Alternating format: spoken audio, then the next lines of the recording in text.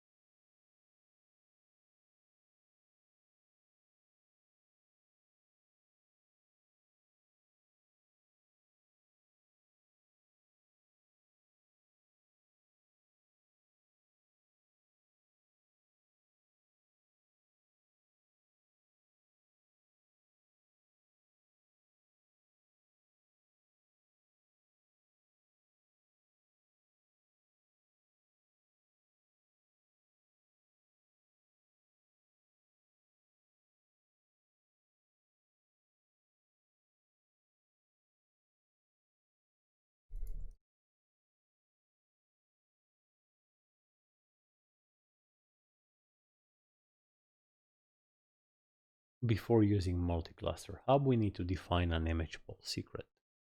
Under Workloads Secrets, click Create Image Pool Secret, give it a meaningful name, select Upload Configuration File, and paste your image pool secret here before creating.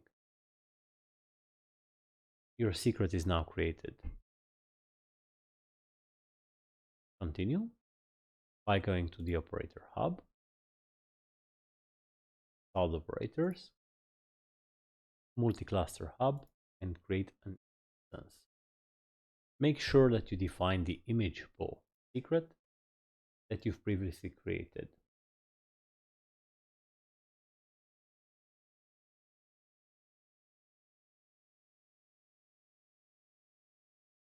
Click Create.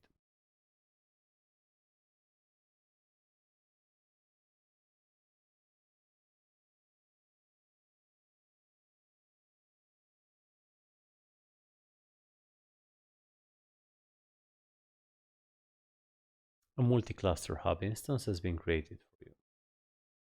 Check the status by clicking on Resources and see which ones are still pending. It may take up to 10 minutes for this to be fully available. Once This completes, you'll be able to find the route under routes.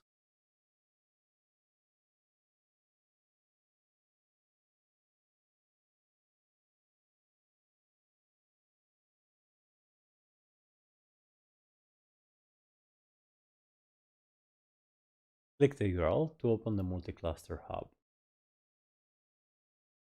It's currently unavailable. And if we go cloud operators, you'll be able to see it provisioned. Check back in a few minutes. Now that all of the services have been created, we can explore the advanced cluster management for Kubernetes.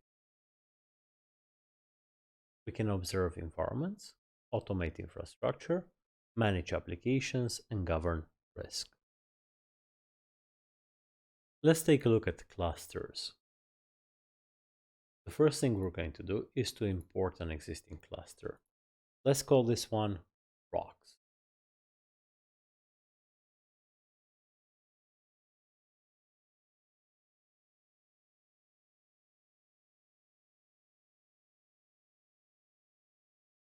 The generate command will give us the required information to import the cluster. Let's take a look at what happens after we run the import command. As you can see, we have a cluster here pending import.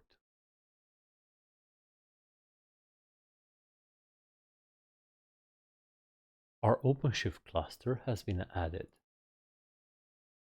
We can now see it here, nodes,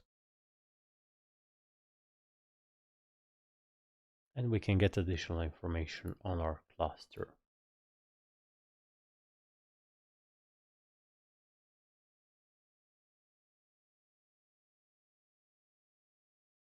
In the next step, we're going to add another Kubernetes cluster next to our existing OpenShift cluster.